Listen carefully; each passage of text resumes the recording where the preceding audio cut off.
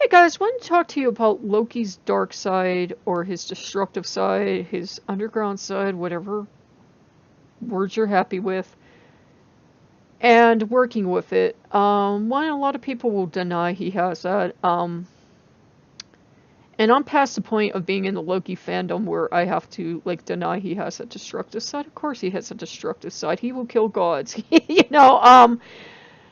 And I'm not saying I understand the stories completely, but he will do as he do. Loki is the destroyer of the worlds. He is the one that is said to bring the end in Ragnarok. Now, I don't want to get in an argument about that. Whether we believe it's literal or spiritual or it's something added on over time. We certainly know he has destruction in his little heart. And he loves his mischief. And those are actually sacred, holy things. They're not anything to be, ashamed of or run away from. You need gods of death. Because, we can't all live here forever. Be a terrible place to live. And there are times things have to die, okay? We need gods of destruction, because everything can't grow unchecked, or it would be just as miserable as if everybody didn't die, and so forth and so on. And destruction is usually useful. Like, if a wildfire comes through and destroys a forest, we're all like, oh my god, the trees and the little fluffy bunnies, but it will grow back. It will come back. And that's a cycle of nature. Like a volcano is a force of nature, but it's not evil. It's not mean. It destroys, and yet it also creates, and it puts down the fertile soil. And what Loki can help us do is see where we need to destroy and create on the fertile soil. There, I'm finally, it's like the 8th time I've tried this. Against my better judgment, I called one of the aunties, and she went into her own speech. We all know how they be, and I said it was against my better judgment. I knew not to do it. I did it anyways.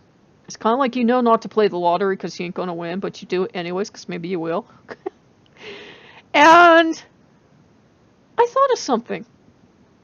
I could either live my life to satisfy her, or I could tell her mentally to shove it and go about my merry way, be calm, and, go do my thing.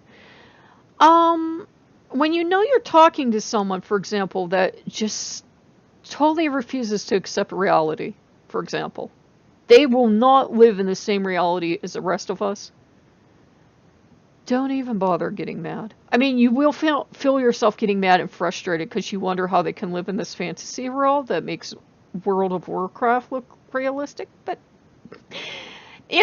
that's what it's like. You want to kill these people, but you're like, you know what? They're off on their own private little planet. They ain't never gonna come down. They probably think the same thing you. They probably think you're off living in some fantasy world, but we all have our own very different realities. And we all have our own ways of living in them. If I ever came on and was talking about being your divine being and being highly spiritual and being very peaceful, you would all wonder if they legalized pot in Pennsylvania. You would, and you should, because I am more practical. I'm a child of Ogu. We are practical as boots, and we don't sugarcoat things. It's cost me a lot of friendships because I will not sugarcoat things. If I think you are messing up, I will either, one, allow you to go your merry way and allow nature to take its course, or I will tell you.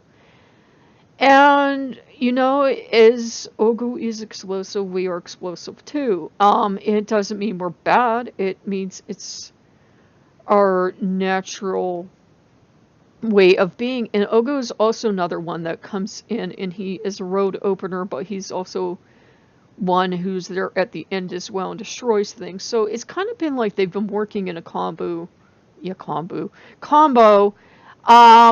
Loki and Ogu to kind of like destroy some stuff in my life at this point and make way for new things. And we have to kind of do that sometimes, because sometimes the worst things we can actually be doing is we grew that metaphor time. We grew that forest of whatever, and it's no longer serving its purpose. It's time for it to be destroyed and let new growth begin. and we can know, it's like if you ever had a really old tree in your yard and you know it's ready to go on, but you can't cut it down, you can't cut it down, and you can't cut it down.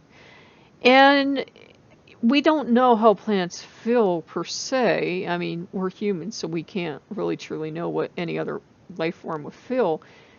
But you know that if you saw a human or an animal in that sad of shape, you would do something. So eventually you go and you do it. And sometimes our life can be like that. Things that started out as a positive thing have over time, outlived their season, and they know, they have to be destroyed, and you have to make way for new things. So we do have to do that. We do have to do what people call shadow work, getting rid of negative emotions that are toxic, like thinking will never amount to anything, or believing other people over ourselves or something like that. But we also do have to do some destructive work of stuff we thought was aiding us, but it wasn't, and to learn to listen to our own judgment. The destructive side is the one that will tell you, you have to do this from your point of view, because more and more Loki's like, I'm not going to tell you the answer. I'm going to actually sit back and I'm going to watch what you do, and if you make a mistake, you made a mistake. If you didn't, good. But he does believe in self-reliance. I mean, to a certain extent. It's not like you can't ever go to Loki and ask him something, but he does believe in teaching self-reliance. And he believes in, teaching you to recognize when it's time to let go of a habit or a lifestyle, and by lifestyle, I mean, like, when I was exercising to a point where I blacked out and, like, eating X amount of calories a day, and I was blacking out even when I wasn't exercising, and all my hair was falling out, but I felt so good. And I can kind of tend to slip back into those ways if I'm not careful. Never mind that there are scientific studies, actual science, not junk science, that prove that some of us are always just going to tend towards a certain size, and all we usually end up doing as we go on this ultra restrictive diets is making it worse, because our bodies that are already trained to be bigger are like, I'm going to be bigger still, so if you ever go for starvation again, I'm going to be there and have your back, buddy. We were blessed genetically by our ancestors. Now, so many thousands of years ago, this would have been a huge blessing, because regular food sources were, pretty much unheard of. And we live in a day and age of the highest calorie food being the cheapest. So it's like you kind of have to come to terms with yourself. And if, like, you're a bigger gal or guy or any gender, or maybe you are at the opposite end of the spectrum, you have to learn to get rid of the idea that you have to be whatever, fill in the blank, just to make other people happy, or to make yourself happy, or to love yourself, or to be worthy of love of the gods. Loki is not going to put up with that crap. He is not going to put up with, I will only be lovable to Loki or whomever when I fit this model that I believe is perfect because that's what society told me. And that goes for our negative emotions as well. Like, I will only be acceptable to the gods when I'm suddenly enlightened and I'm a Buddha. And I'm like, wait a minute. For one thing, you're starting to mix theologies there. You're getting a little dicey. I mean, I don't care what you do personally, but do realize when you're doing it. And you're seeing today a lot of people are trying to mix just way too much stuff in ye old blender, and it's blowing up on them in a mess. And you have to go through your life and realize which paths are going to work for you and which paths are never going to work for you. Enlightenment's never going to work for me. I'm never going to get enlightened unless I get hit in the head with an anvil and I get brain damage and then I'm really peaceful. I'm never going to be enlightened. I will always be rah, rah, rah. That's my nature. That's my true nature. It is not worse or better than a overly peaceful nature. And by overly peaceful, I'm saying, you have to stand up for yourself sometime. We all know that's just common sense. And once I learned to stop fighting that, once I learned, you know what, I'm a grouch. I'm a grouchy old lady, and I've been a grouchy old lady since I was 5. I can be really funny sometimes. You guys know I can be like in a really giggly mood. But then I have this mood, the grouchy, serious, get away from me mood. And it's not that I'm not a bad person. It's just that's my typical mood. It's kind of one of the reasons like Hades kind of likes working with me, because vast majority of times he can be a solemn, serious god, but he can be a little funny sometimes. He can even make jokes in that and do other stuff. But we kind of attract the gods that their personalities are going to work well with us. Like La Santa can be very solemn and quiet and calm, but then like when I'm ready to like put the music on and do stuff, she's up for it. And we have to learn to accept that we don't kind of have to fit that Hallmark Disney-fied, and I say Disney in the old sense where everything was happy and everything was nice.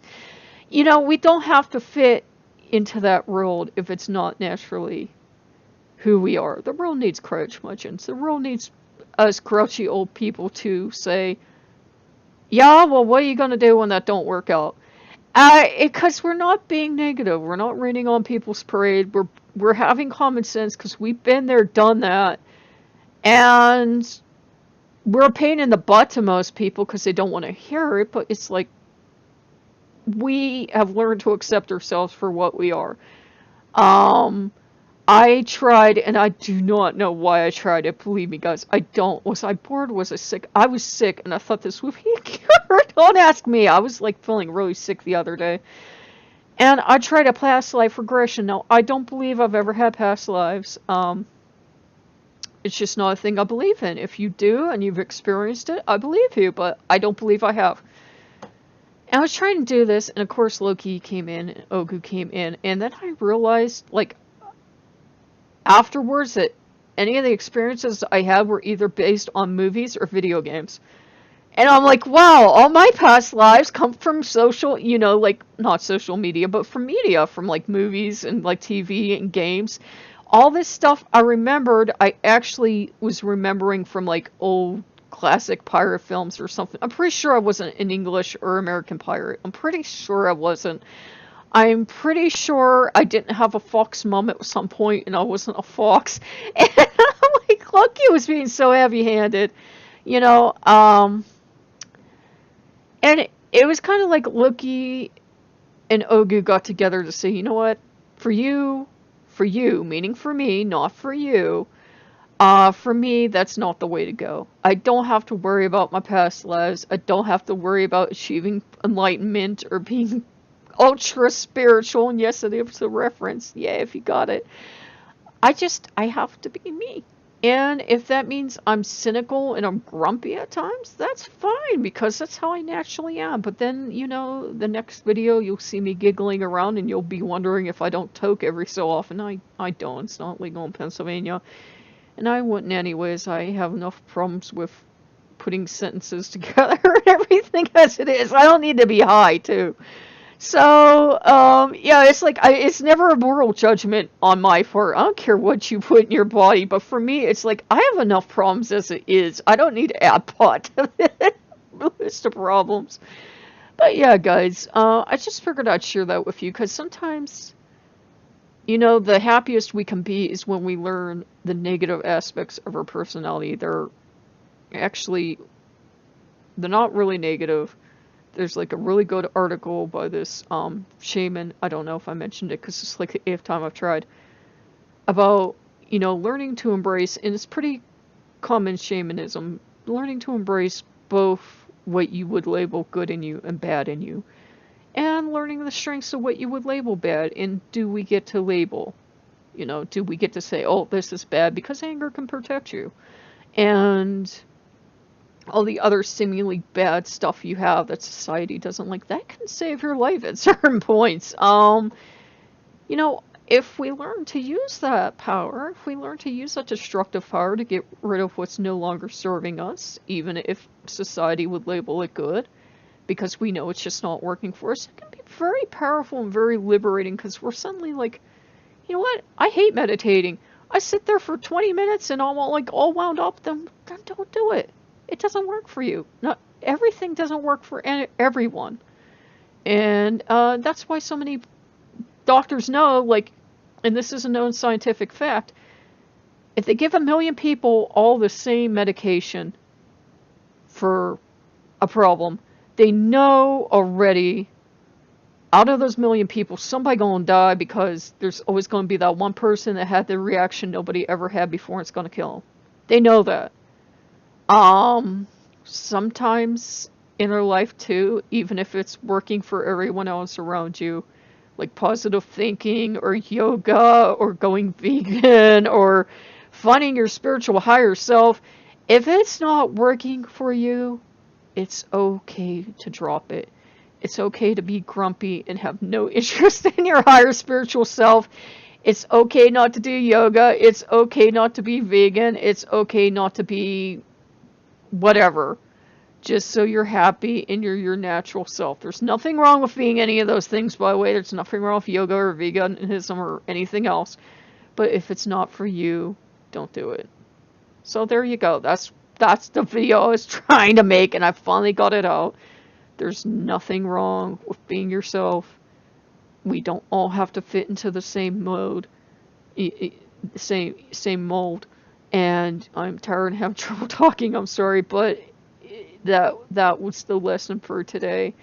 That, you know, we're all unique beings, and we're not all going to be cookie cutters. There's no list for you to check off, and once you learn to embrace letting go of things that truly aren't helping you, and you're miserable and you're sad, it's kind of like working with Lysandra. She tells you to live every day as your last. Now that doesn't mean you be foolish, but if something is truly not serving you, no matter how good you've been told it is for you,